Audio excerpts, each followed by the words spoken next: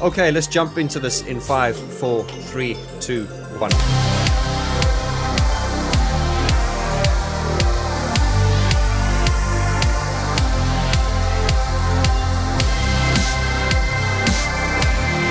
Hi guys, and welcome to Geek Talk, where we talk deep and geek about pianos, keyboards, synthesizers, and music production. And in my attempt to bring awareness to great electronic artists, I'm very pleased today to introduce to you EMT, along with their producer, Mr. Tim Dorney. How are you? How is everyone? Very well. Thanks. Very good. That's good. Okay, so we've got the thing set on whoever talks, their faces will pop up. So let's start off with Tony. Tony, Mr. Tony Blue. Tony, it's good to meet you. How are you? Yeah, really well. Really well, thanks, Paul. That's good. Obviously, I was introduced to you through a mutual friend. Shout out my lovely grumpy friend, Mr. Simon Forsyth. We all love so much on the channel. And he's a regular face on the Geek Talk channel here, although he hasn't been on for a while because of COVID and stuff. But we hope to corner him into another episode soon. But it was Simon who introduced me to EMT's music, and of course, you know, I receive demos and stuff on a daily basis. But of course, Simon, having great taste in music, you know, when he says something's good, he has my attention. So anyway, this is how we got to EMT. And EMT, your partner in this, your partner in crime, is the lovely Emma Walter. Emma, how are you? I'm good, thank you, Vaughn. And so anyway, let's just quickly start with you, Emma. You and Tony apparently go back many, many years. Yeah, we do. We've known each other for far too long. Right. And I can see, because there's the chemistry, almost like a married couple. You know, there's that banter, which I can see. Which it's more like a brother-sister relationship. Yeah. You know, I love to hate him. That's good, and that does help. So let's just quickly start off. You guys have just released your latest album. If you just want to quickly tell us a little bit about that, and then we'll sort of start off where we're on. We'll move back. Emma, do you want to take it, or? You go, Tony. You go first. Okay. So, second album. It's taken a little while to get going through all sorts of things I think some people know about and experienced over the last year or so, but other things have delayed it. But yeah, we're finally there. New album's called Electrical Medicine. 11 tracks that we think are really solid, really good. And I think our sort of saying for this album is it's not boring. So we love it, and we're very proud of it, and very proud of what we've done. And well, obviously couldn't have done it without Tim alongside us. So yeah, looking forward to you guys hearing it. Absolutely. Well, as I say, I had a because I only got this, I only downloaded it yesterday. I have sort of listened through to it. I listened to a couple of tracks, sort of, you know, sort of headphones, and then I had it on in the background in the studio. And I must say, I did enjoy.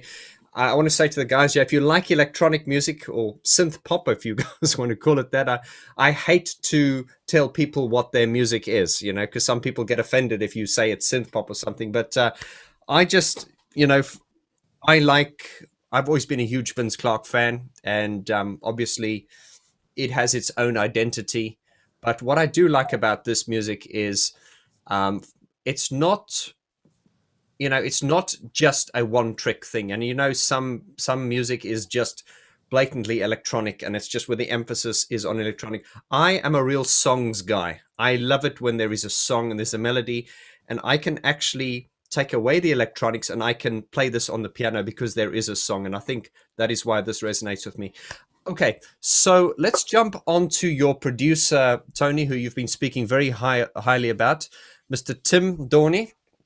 Tim, is that paying homage to Daft Punk, or? No, it's actually my stage wear for doing gigs with the Republic, and now we have to maintain social distancing. This is my method of doing it.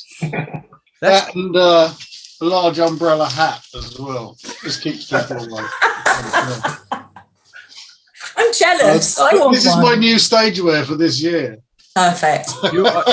You are just the type of guy we want on this channel. Talented and mad. We love it. So let's just have a let's just start with this, Tony. So how did you guys meet Tim, or how did you choose Tim to be your producer? Well, we're very lucky, really. I put a post on Facebook probably about 4 or 5 years ago asking if anybody had a spare DAT player that I'd just borrow, because me and Emma had some old tapes from our previous band. I just wanted to hear them. And Tim replied. Tim only lives about 45 minutes away. Rocked up at his house, walked into his studio, jaw hit the floor. And then we just got chatting, and I just said, if you ever fancy doing a remix as a joke, let me know. And Tim, I guess rather stupidly said, yeah, I'll do a remix for you. So I was, over the moon with that. We got on, we had a laugh, and the rest is history. I think Tim saw us live in Bristol, and I think that might have confirmed that we were able to do it live as well. And the rest is history. Just very generous with his help, and definitely puts that icing on the cake and gets the vocals from Emma just incredibly well. I can't even get close, so I don't even try. What Tony hasn't mentioned here is that the first time we met up, he brought over beer.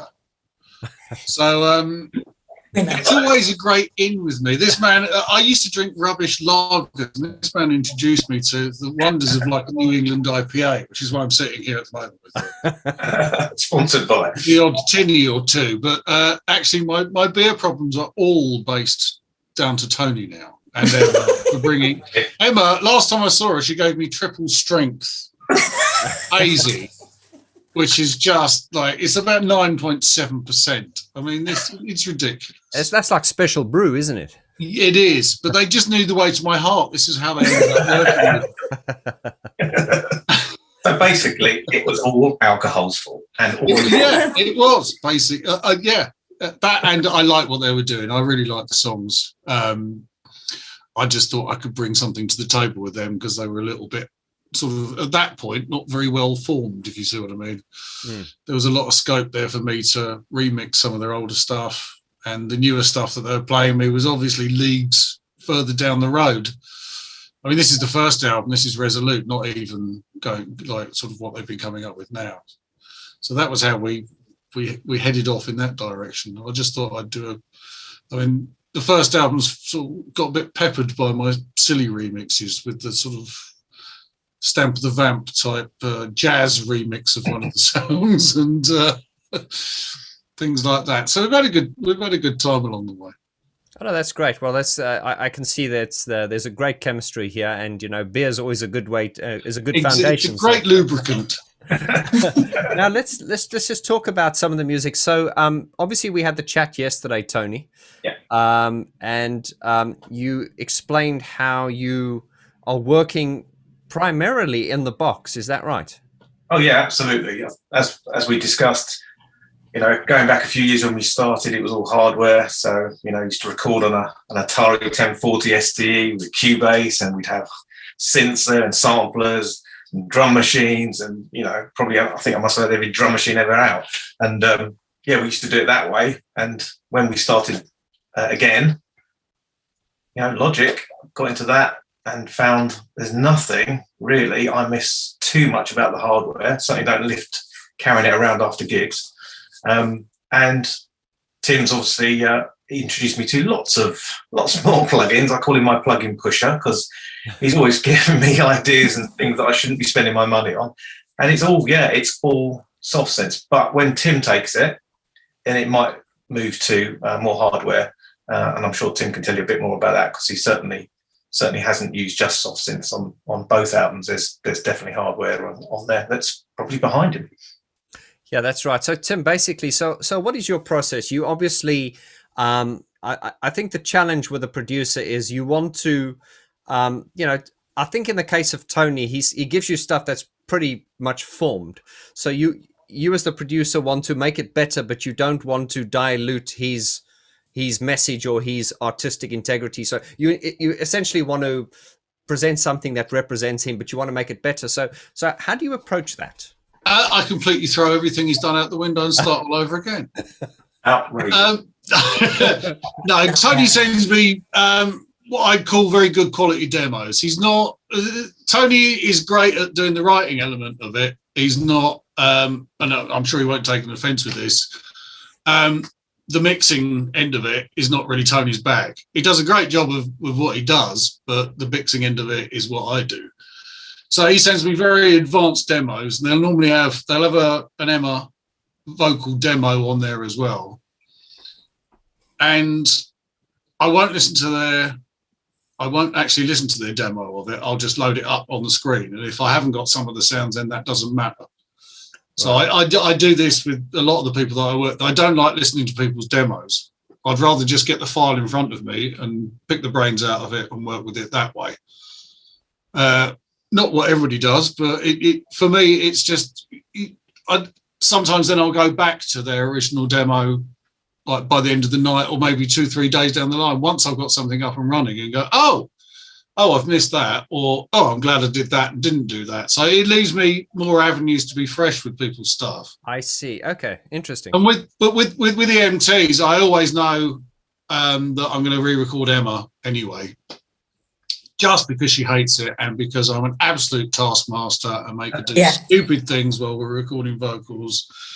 Me and Tony are like two stupid little schoolboys in the control room, sitting there with doing the talk back and lovely darling, do it again, all that sort of thing. That goes on a lot. Yeah, well, I'm sure she gets sick of this, actually. That's certainly a very interesting. But we just build it up from there. That's a very interesting approach. I haven't ever heard of someone, that does it that way, but I'm intrigued, and there's no wrong way of it being done. It all comes down to the end result that we're after. We want the ultimate record.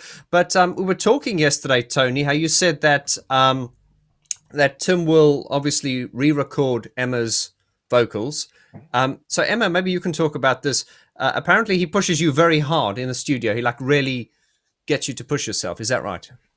I think what Tim's strength is, aside from the fact that we've got a very good relationship and make each other laugh, is he gets the laughter, actually helps with the breathing, and that kind of starts you off. We're going to get to that in a moment. That really helps. And then there's the encouragement from all the laughter, and we have a great laugh. And then because we've been laughing, me personally, that helps get my lungs ready to belt, and then it's work, and then it's get down to business, and I'm in a different room and I'm away from them, so I can't hear them joking about, and it's one take after another take after another take, and I can hear what he's trying to make me achieve. There are certain different ways and different styles that I'll bring in, and he'll say, yep, that's brilliant, do that again, do that but slightly different. And so he directs really well to get the best out of my voice. And then I'll come back in and I'll have a listen and we'll have a laugh again.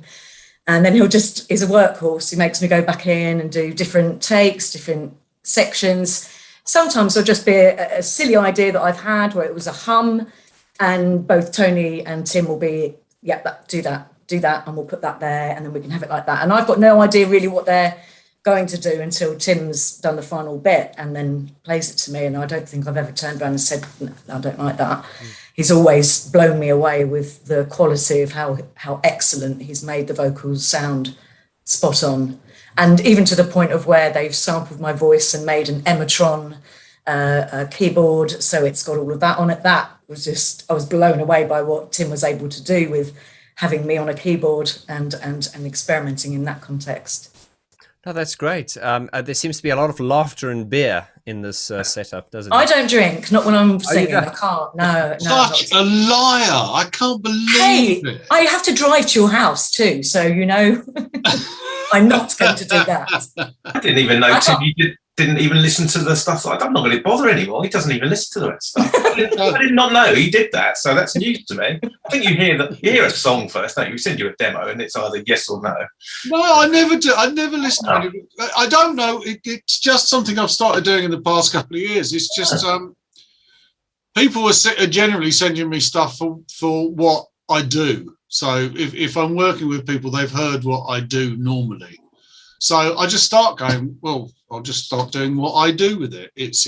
I just find it just leaves you an avenue of not getting too bogged down. It's like if you're sent something to mix and they've sent you a really good quality demo, you're permanently crapping it that you're not going to be up to par on what they've done with it already. You're going to find it difficult to work out how they got that little zing in the kick drum or something like that. Whereas if you go in the other way and just do what you do, how you'd hear that kick drum sounding, how that snare would relate to it, how the vocal then sits straight on top, and how you then fit everything else around it. They're all different ways of doing it. For me, it just leaves you a lot more scope to do what you want to do. Just be yourself. People want me there for what I do, not for what I can, not for making them sound better, for using what I do to make them sound better.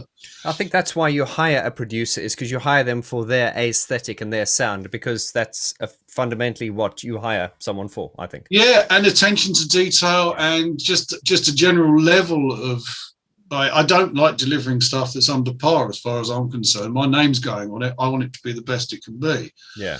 So I'm that person that is that QA department at the end of the day. I'm the one doing the quality assurance and making sure that everything is, like, all the boxes are ticked. And then when I'm happy with it, then I'll let them let an artist release it. But did you? And if they got a problem with it, they can come back to me any time and I'll change it. You know what I mean? I'm not megalomaniac. So you produce this and then you mix it. Do you master it as well? Yes. Yeah. Okay. Because I sometimes find there's an old saying: record like you're mixing, mix like you're mastering. And sometimes it's with modern production techniques these days, sometimes some people, I find the younger guys, they do everything. And I've got this kind of global approach where I know what I want something to sound like, so I sort of start and I mix backwards sometimes. Yeah. Subject for another. It's very difficult to sometimes separate those things. Anyway, this is Geek Talk. Let's talk about this record that you've just done. Obviously, Tony's going to send it to you. Tony's fundamentally working in the box. What have you added to this in forms of hardware or pieces of, VSTs? Generally, I tend to keep a lot of the stuff that Tony does. I keep a lot of the time, but I will hang on.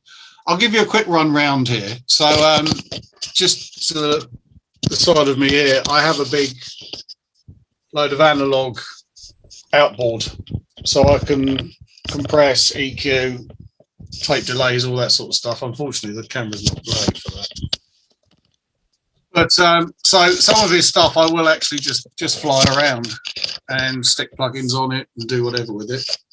But other things like bass lines, they will be flown out to the Mini Moog, or there's a Nova modded SH101 here, a JX8P, a Tysco S60, which I love for bass. Yeah, absolutely amazing sounding thing. There's another Tysco here, an SX400, Udo Super 6, just like MS-20s, Mark Truman's Matrix 6, which I'm trying out at the moment.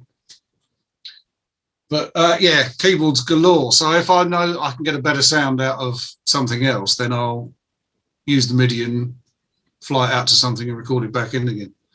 That's right. I do that a lot. I've got a Euro rack thing here as well, which is sort of not massive, but it does the job. Oh wow, yeah.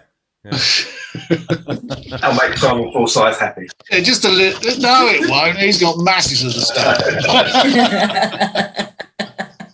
So really, you're not a purist. If Tony's giving you something that really works, you'll use it. But no, I'm hybrid. I'm thoroughly hybrid. I still like. They still have like my Mini Moog, especially. You'll never get tones like that out of a VST. Yeah, you're nearly there, very very close. But I'm still happier just tweaking the. At least I've got the facility to tweak the sound in these and do it. But also a little bit of saturation pushed through a little old Boss desk or something like that.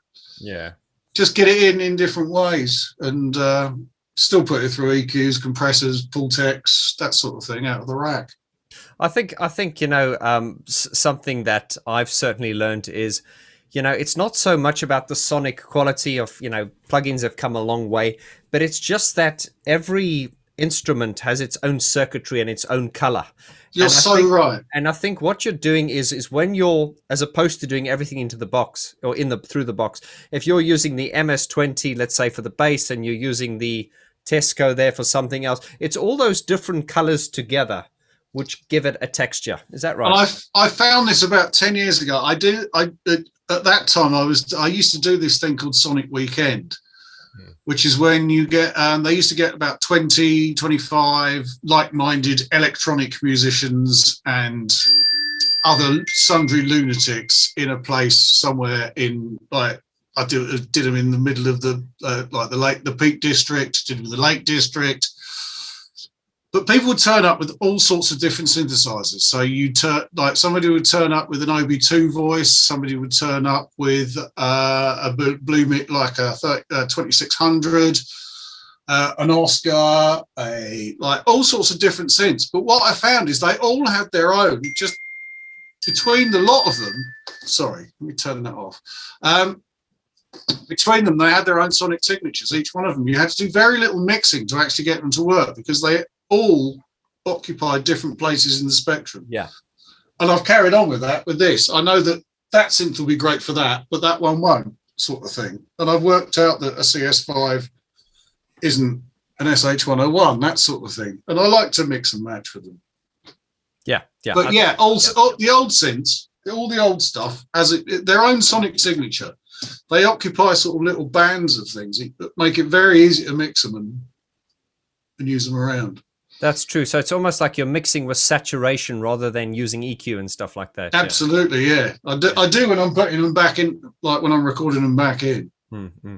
Right, now that's great. So listen, coming back to EMT, so EMT, does that mean Emma and Tony? Is that right? Well, Always good. No, I don't think. No, it did. For me, it absolutely doesn't. Everyone keeps saying it does, but it does. Emma and I know what it stands for, but we're not going to. Oh, you're not going to. No. I see. Okay, that's great. We spoke about this yesterday, Tony and I, is that, there's always been challenges as artists to try and get your music to an audience. Then, of course, the challenges that were there in the 50s, 60s, 70s, 80s, 90s were the record companies who were kind of like the gatekeepers. Now, that model has now turned upside down, and now we've got a different model. The challenge now is everyone's doing it. Anyone can call themselves a producer with a laptop and self-publish to Spotify or any other streaming site, and there's nothing wrong with that. The problem is some people might say because of that the standards have lowered because everyone's just doing that, but then it's trying to stand out. So I've always thought that being able to perform is what sets you above, the sort of everyone that's doing it. So let's talk about your live performances. When last have you performed, and have you got any gigs planned? Last time we performed, I think, was in France, in Lille, which was probably 2 years ago, before lockdown and all the rest of it. And it was probably one of our best gigs. I absolutely loved it. I loved the place anyway. Yes, we have got some more gigs lined up. We've got January next year.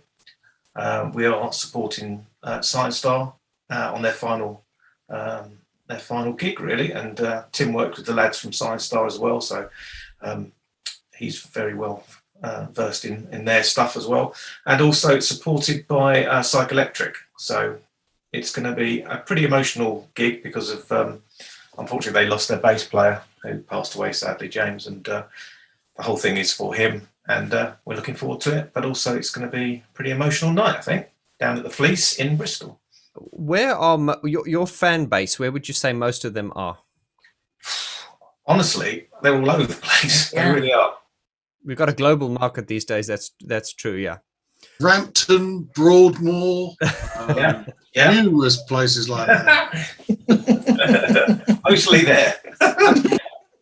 Tim, obviously, I just want you to briefly, because I know Tony has told me, you've done a lot, and I think I'd probably like to get you on an episode by yourself so we can cover your extensive career.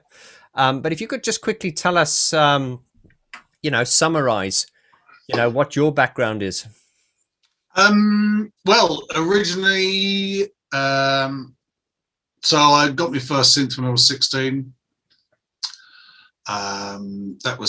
It wasn't that Tysco, but it was another Tysco S60F that I had for a few years, and then I bought a Roland S10 sampler. Yeah. And a guy I was in a band with called Johnny. We bought a DX9 and a Dramatics, so we made a band then. He bought a guitar and some pedals, and we did some local gigs. And then a chap that I used to go to school with called Andrew Weatherall, who was went on to become a very well-known DJ and remixer. I started working on remixes with him, and I think he got a bit bored with me because he suggested I go and join this band called Flowered Up, who were like London's answer to the Happy Mondays. This was like 1989, 1990, acid housey days, and that was a very crazy time for a couple of years. We ended up releasing a single called Weekender that got to number 20, I believe. Then that split up for one reason or another, and 2 years later I formed Republica with initially my partner Toddy in it, then joined by Saffron, the singer, and we did that until 2000 with numerous lineup changes, and toured the world, had hits, did all that business. And then retired to the studio for about the next 25 years, really. So Republica reformed in 2010, and we've been gigging around ever since. So I've already done a gig. I have been out and done gigs, which Tony came to, actually. I threw my pants at you.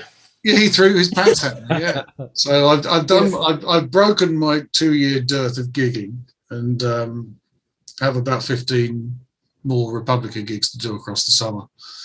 Right. Oh, that's great. As I say, I'd like to get you on a separate episode where we can sort of dig deep, because I know your catalogue is quite deep. But just it's rather sizable. I missed a lot of it out. Yeah, I was going to say. I know you apparently. Did you master Littlefinger? I did master Littlefinger. That sounds bad the way I said that, didn't I? Do you know the tale behind it as well? No, please. We'd love to. I copped it. Just doing a shout out to the channel now. Littlefinger, as you guys know, is David Brooks. David Brooks, Gary Newman's keyboard player, who I interviewed recently.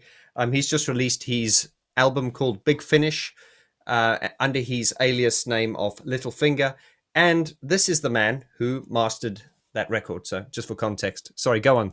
Yes, it's another Pete Steer one, actually. Pete Steer keeps popping up, is a very common theme, because Pete also played guitar on 3 of the EMT tracks as well. He's on Diva and Voices on the album. But I've worked with Pete. Well, I haven't worked. I've been working with Pete for a couple of years now, but we've known each other for about 10 years. But yeah, it's a lot of it's down to that man all the time that trouble is caused. Right. Emma, what is your background? Because Tony tells me you're a pretty competent keyboard player. Only in the aspect that I play by ear. So if you give me a tune, I can play it. So you're self-taught. You're self-taught. Yeah, absolutely, yeah. Okay, so you and that's kind of I don't know. It's like, because I'm like that as well. I'm self-taught, and when I play, some people think it's like black magic, and it's like it's not. But then I think Emma. I think when you look at a keyboard, it's not as complicated as what people think it is. There are only 12 notes. You know what I mean? A lot of the time for me, it's patterns. Yes. So I know if I'm at one end of the keyboard, I can take that pattern, that formation, and put it to the middle, to the end, or obviously you can change the octave. But I like to play around with the patterns. Whereas Tony's massive with the chords and the structure of how chords work with each other, etc. I annoy him because I literally walk in and say, no, there, do that one, that note. And I can change it in a blink of an eye. Thankfully, Tony is very flexible with my direction.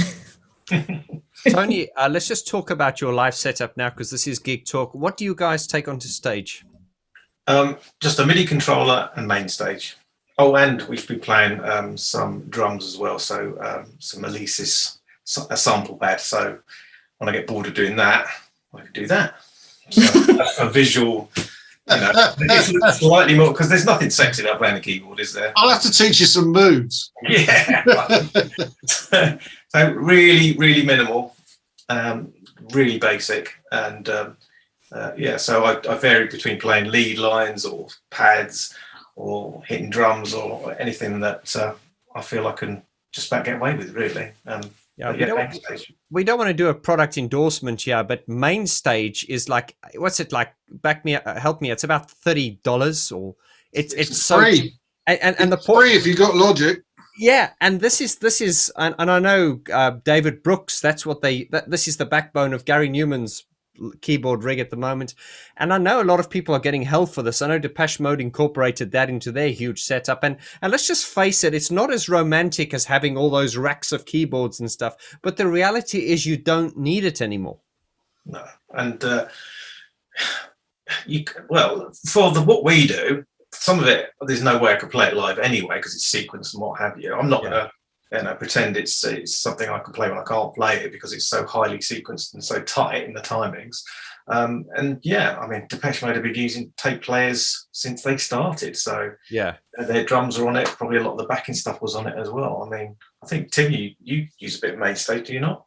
I use Mainstage now, yeah, but I saw Depeche Mode back in 1980, 81, just using a Ghetto Blaster that was their tape machine. They didn't even bother with a Revox. They just had a Ghetto Blaster playing it. I mean, I spent years touring with MPCs and Ackeyes and Kurtz files and all the hardware. It's a bloody nightmare. Absolute nightmare. I've spilt Jack and Coke down MPC 3000 and just pray they keep playing to the end of the set. I mean, if anything did go wrong when you're in the middle of the States and you're trying to get like a replacement pot for an S3000, forget it. It's just not going to happen. Give me Mainstage. I'm like David Brooks. I use Mainstage and Cymatic. I use the Cymatic player for all the other stuff. Yeah. And you just feel so much safer on stage with that than relying on hardware. You really do. Once you got it up and running, it generally doesn't fall over like hardware was always bound to. Yeah, well, this is the thing. I mean, it used to be the other way around. Software was always pretty flaky when it came in the beginning, wasn't it? You always wanted hardware because computers would crash. But it's that's not the case anymore, is it? No, it's definitely. I mean, things don't. Since the advent of LED lights as well, park hands have gone. So, like, you don't actually fry on stage like you used to. But computers can stand up to it. Once everybody started using SSDs, once they realised that the heads skipped when they were trying to run things on stage and all went over to SSD, computers have been fine and stable in that environment for a long time now. And I'm much happier using. I used to use Ableton Live, but I'm much happier actually using the Cymatic, which is a playback device more than anything else. It's a multi-track playback machine. It's a 1U rack unit, isn't it? Yeah, I've just gone over to the rack unit. I had the smaller version for the last couple of years, but you just put a thumb drive in the front of it. It's got your WAVs, your multi-track WAVs there. Like, I run 10 channels to front of house when I play live, so our front of house has got control over track drums, track bass, track keys, stuff I'm playing out of Mainstage as well. So, I'm just much happier. The Cymatic, even though it's a hardware piece of kit, it's still basically just a very basic computer inside it. And they're quite cheap. I think they're about £300. They're not even expensive. For the rack one, it's about £300, and they'll record 24 channels at once as well if you want to. I mean, they're not the best quality converters out there. It's not like you're getting a rack of Prisms or anything like that, but it's like, for the gigging musician, I'm much happier running that than I would be Ableton through a sound card. Yeah, it is funny because I said this before. 20 years ago, when you'd go watch someone perform, let's say you go watch one of your favorite artists, you as the, let's say the music enthusiast that wanted to get into music production, you were watching, let's use the example, Gary Newman on the stage, and they had, their E4XT samplers and stuff, and they had this expensive equipment that you couldn't afford. Now, 20 years later, you could be a 16-year-old standing there watching this, and David Brooks is using the same stuff you've got in your computer. So Absolutely. There's this, and so this brings the challenge, and there is method to what I'm saying here. Is this is the challenge, is where before, like we look at the 80s and stuff when electronic music started, a lot of those guys just got into it because they were so rich. You needed a lot of money to do it. And now, that's what Martin Ware says, isn't it? It's the reason Kraftwerk became successful is because they were the rich boys. Yeah. Well, this is the thing. And I don't try to wind people up, but let's face it, some of those 80s so-called legends weren't that good, really. You know what I mean? It's just because, I mean, if you think of it this way, any kid can have access to, great sounds in their bloody phone.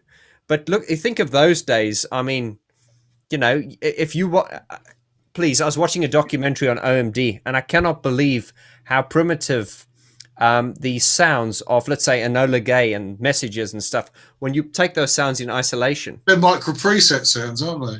Exactly. Like an organ from a catalogue, wasn't one of them? Yeah, it was. Yeah. But my live rig has actually, like, the value of it has like gone down exponentially over the years. I remember at one point I bought two S6000s when they first came out at about £3,000 a piece. Wow, yeah. To run with an MPC and a Yamaha 01V mixer, and all of it was automated via program changes and all this sort of stuff. Now I go on stage with a £300 player. My main stage laptop is like a 2009 MacBook Pro, just because I can afford to have it trashed. It cost me £100 to replace the damn thing, but it does the job. Well, it's made the competition a lot more fierce now that more people have got access to it. More people, because money used to be the thing. You needed to be I think in the 80s, you certainly had to be, sort of like a middle class, person to be able to afford a synthesizer. These days, that's not the case. I think it was more of but you actually worked what you had a lot harder. Yes. So to aspire to have that Moog Prodigy or to have that Rogue or the Tysco like I did, you absolutely, or even the DX9 that I had 4 or 5 years later, you rinsed the living daylights out of the things to try and get the best sounds and to do the best you could. Buying a QX21 sequencer with 128 steps in it that you had to put in manually. Was that the Yamaha one, the QX? That was it was the one that went with the DX9. It wasn't the QX7, it was the little one. It was the QX21. But you rinsed these pieces of equipment. Yeah. Or your TR505 that I think I had at that point. And I don't get the best out of this kit because I don't use it to the extent that I would have, my teenage self would have like absolutely rinsed those pieces of kit to get the best out of them. Yes. And you mentioned, sorry, George, Vaughn, I was thinking when you mentioned about the S10, Tim. Yes, quick discs. Yeah, quick discs. My first sample was an S10, but like you say, as soon as you got it, you did everything with it, everything possible. We moved on from that to a Roland W30, and like you say, Vaughn, it was just so expensive. It was like it was HP, and it was the most expensive thing I'd bought in ever. And yeah, it was, and that had an inbuilt sequencer. It was absolutely nightmare to use. Yeah, and I mean, I released my first album back in 1996. We're talking hundreds of years ago, and giving my age away. And I sequenced it all on a Roland MC50 Mark II micro composer. That is the same sort of architecture as the JW30. But now I still believe that made me a better musician because you weren't staring at a screen, you were listening. These days, you're staring at a screen all the time and you're not really listening. And I think there's a lot to be said about that. Yeah, you can get quite lazy with sequencing and dragging stuff. And yeah. This is why I've bought a KeyStep Pro, because they're quite funky to do all that. It's like taking that step back to that QX21 that I used to have. The KeyStep Pro, you got 4 banks of being able to do that. Plus, it will drive the Eurorack as well. I find it really great to just fire that up over something I've been doing for a little while. If you're getting a little bit stuck, just do that. And the other thing is it can also drive your VSTs as well. So fire Pigments up, get some crazy bloody sound out of that.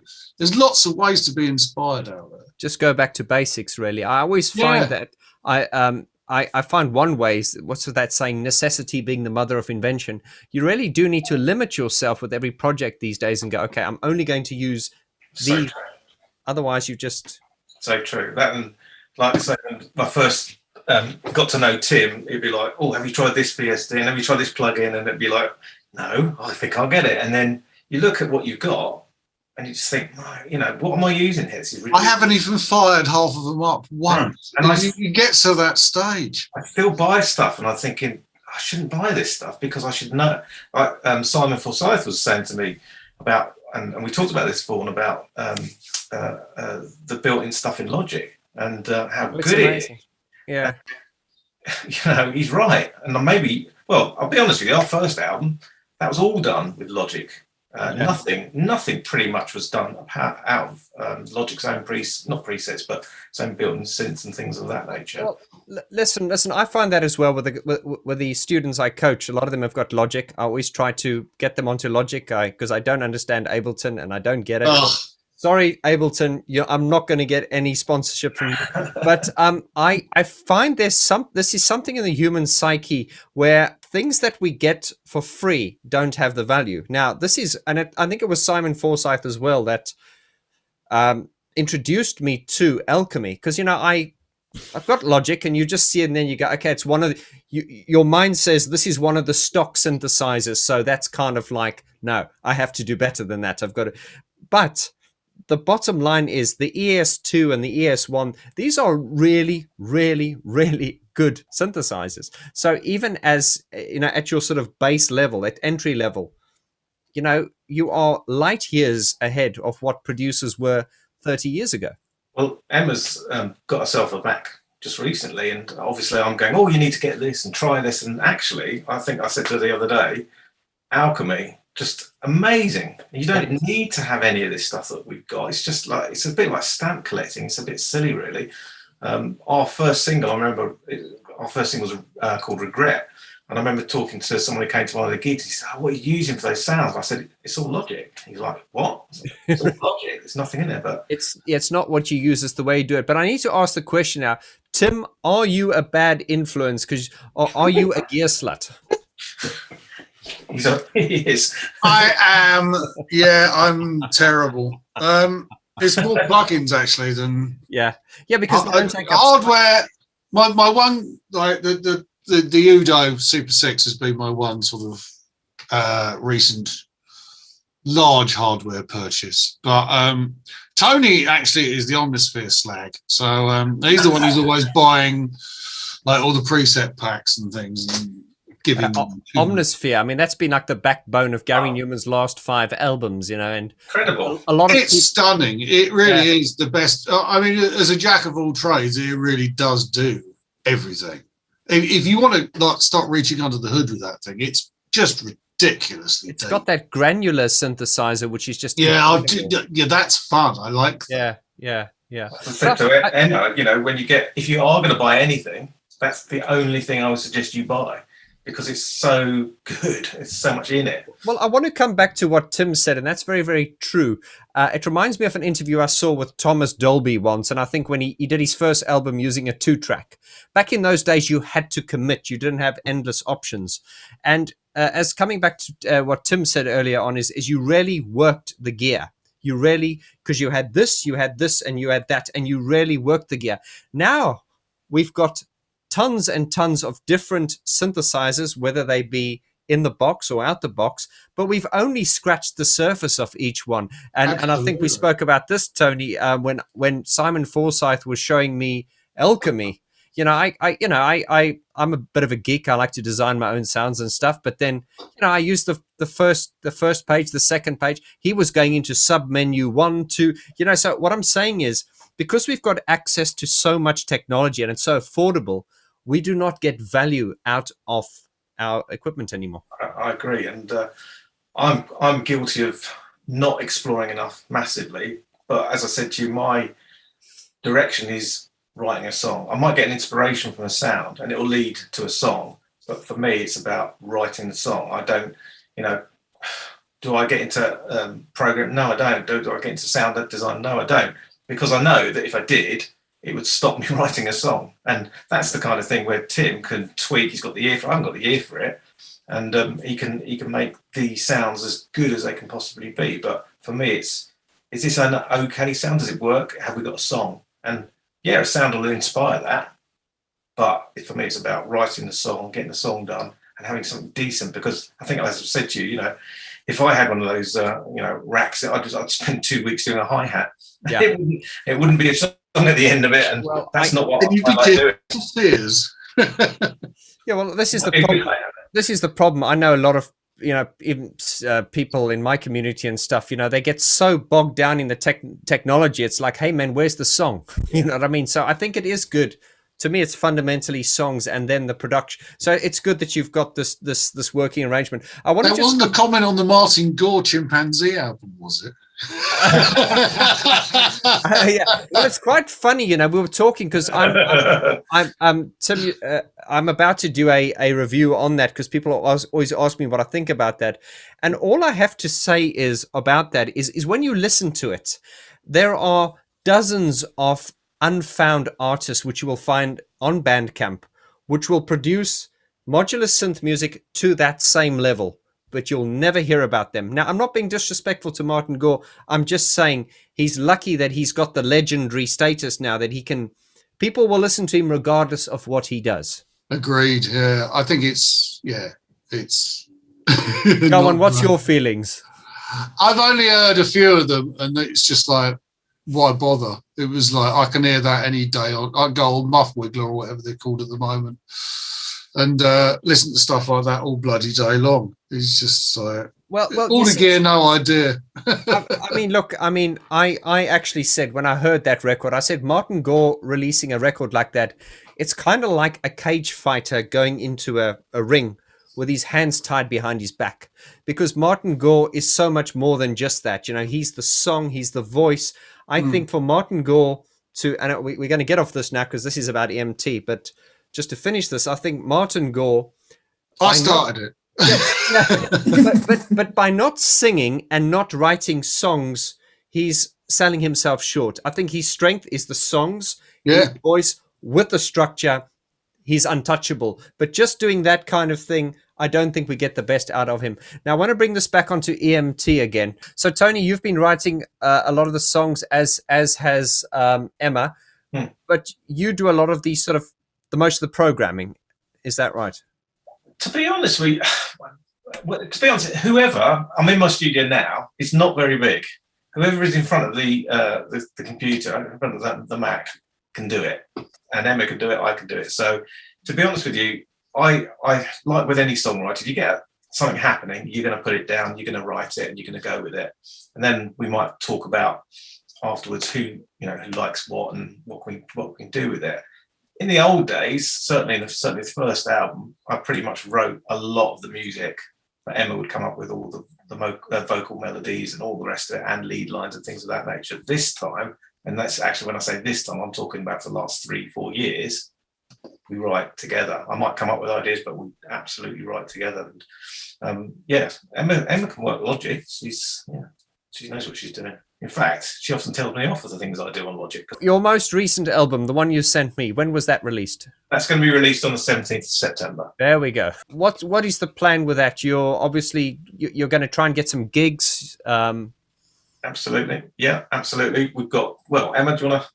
That's basically it. Obviously, lockdown hasn't helped with trying to get gigs, etc. So we're looking forward to going out and trying to get. I'd like to do outdoor festivals. My ultimate dream would be to go to Berlin, do gigs abroad. But slowly but surely, I think we'll just go for festivals and gigging with other people that are like-minded. There's a good electro scene out there.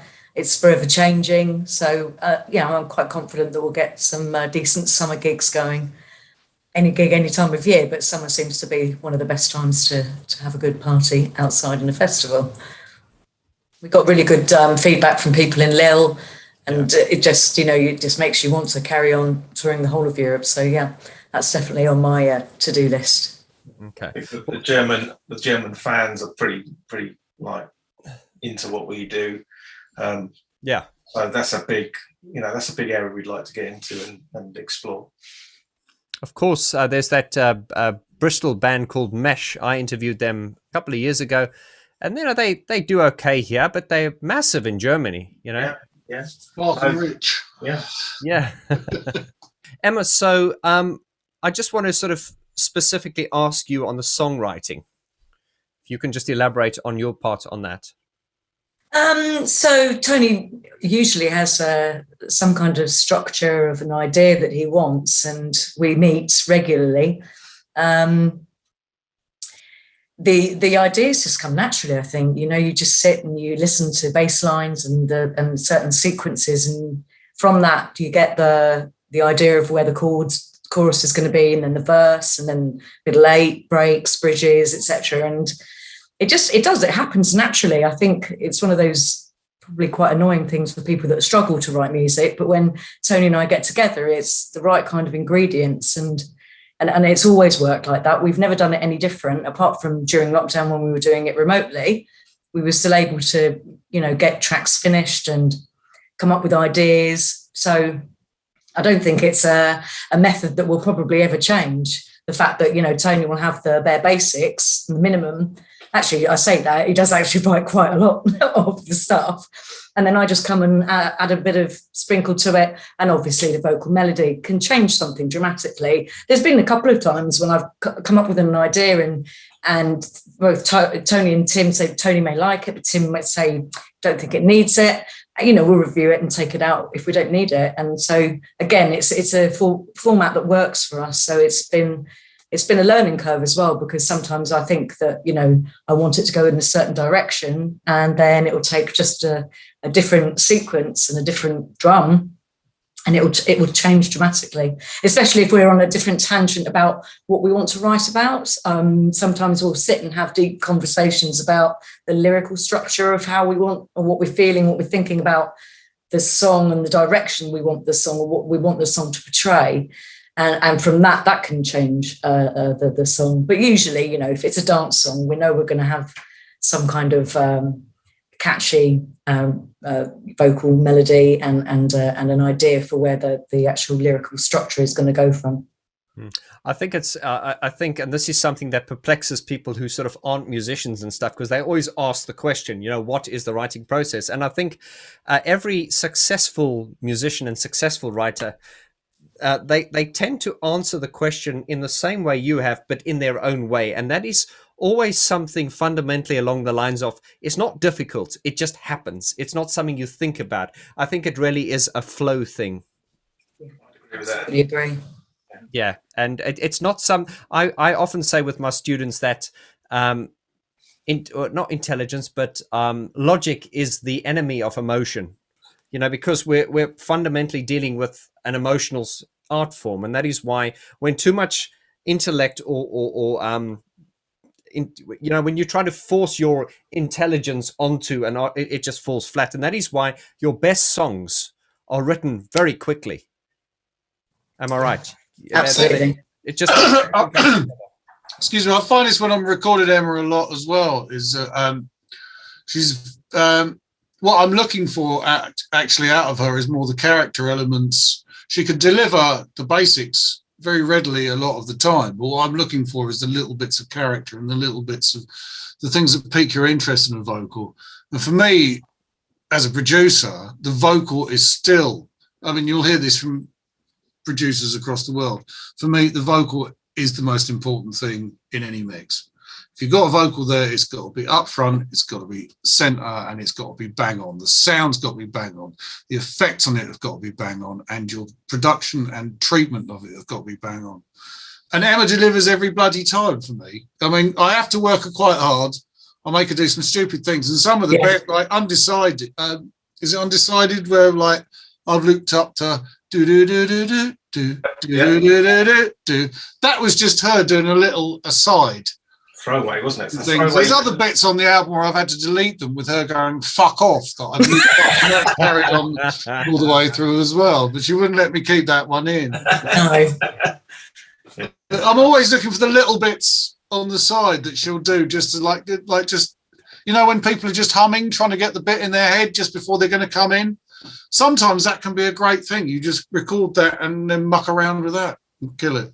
That's a really good example, actually, because that throwaway line that Emma did, that we heard her sing sort of in the back, in another room. Yeah, she was just humming away, waiting to come in. Just we both looked at each other and went, "That's a hook." I love that. It became. Luckily, Tim recorded it, and it became a big part of that song. And it's a hook that runs pretty much through it, and it's Emma feeling comfortable, I guess, and doing her thing, which, like I say, that's what Tim gets out of her. Brilliant vocals. But, well, I do both. I make her feel uncomfortable, and then I make her feel a bit more comfortable. I tend to specialise in that bit. I got all the tricks. With the make the room too hot, all those sort of things. Yeah.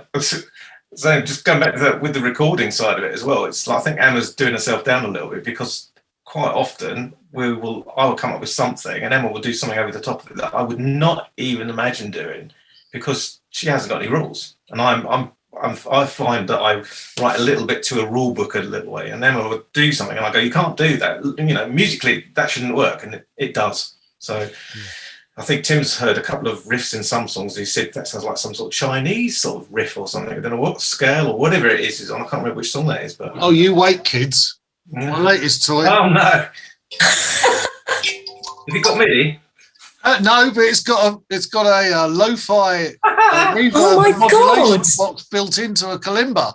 Wow. It's ridiculous, I tell you. Tim, just a quick Geek Talk question: what microphones do you use on Emma?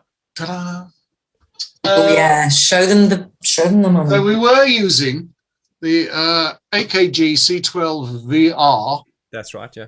Which is sort of $5,000 worth of mic, but it's quite sibilant, and Emma is quite when she sings.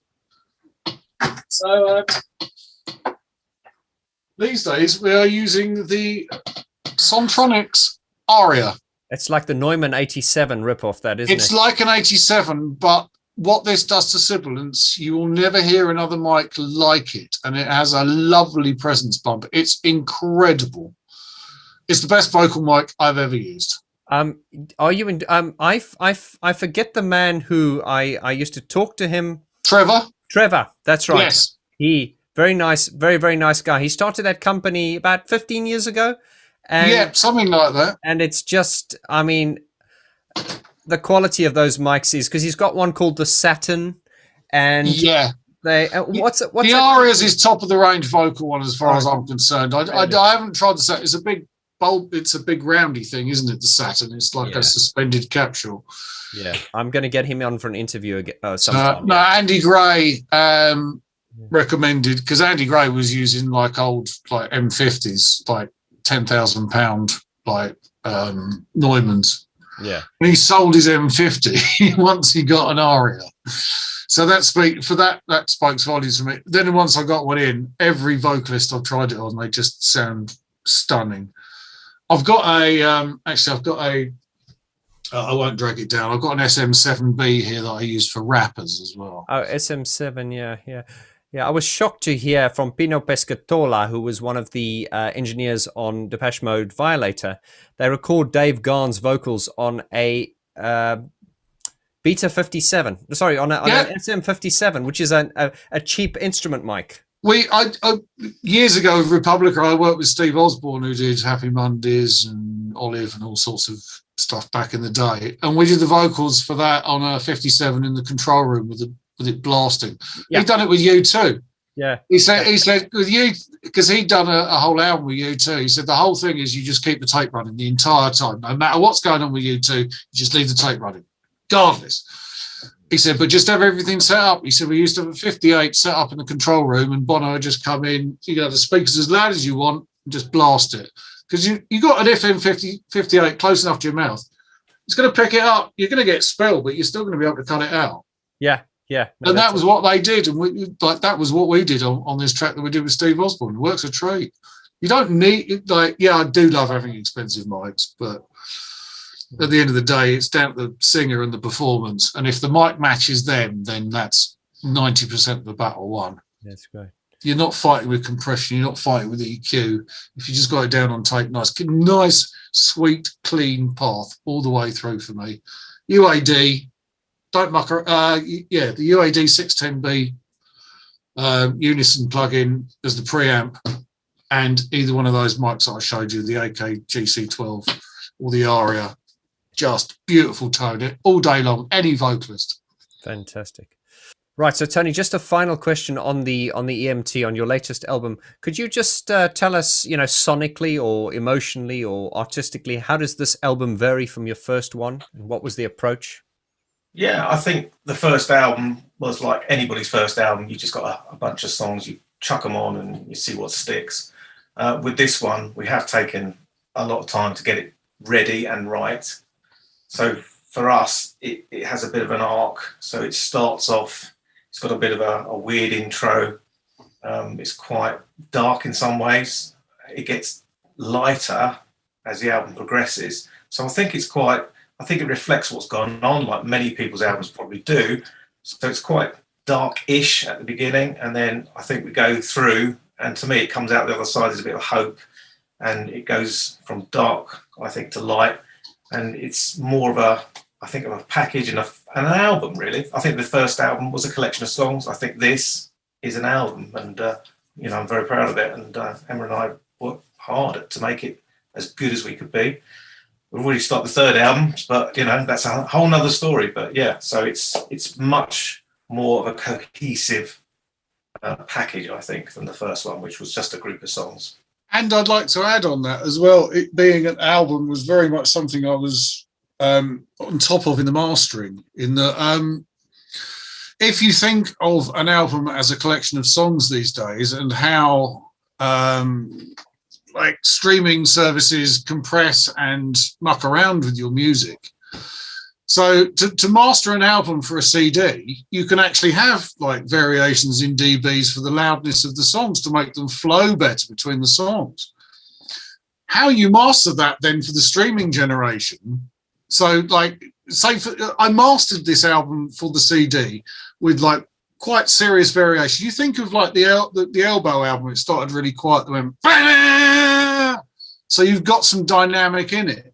And there's a flow to the CD that I managed to put in it with volume levels in the mastering that is going to be totally lost to the Spotify generation, because they will just look at every track, it will go through the algorithm, it will just go smack, smack, smack, and put it all to minus 14 laughs all the way down the line. So you're losing something artistic by streaming it rather than buying the album from Tony and Exactly. We've got a very limited number of CDs, so it can be bought in that way. We'd love people to hear it in its entirety. As an album on a CD is the way to hear this album, definitely. Yeah, if there's tracks that need to be heard after each other, if you pick around with them and mess around the order, I don't think you're going to get as good an experience as we've hoped to make for people. And like I say, for us, this album it's an experience. It's a thing. It's a thing that needs to be heard from start to end and very loud. So. Yeah, and CDs are making a bit of a comeback now as well, aren't they?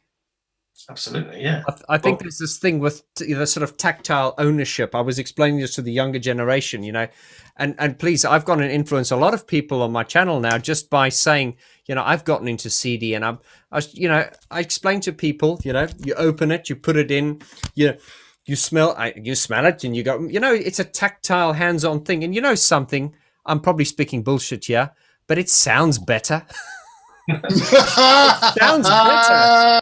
There is an argument to be had there for that. I know. I'm not playing down audio file. It's psychological. It probably is. And something, Tim, if you A/B the high resolution WAV, it's obviously not going to sound better.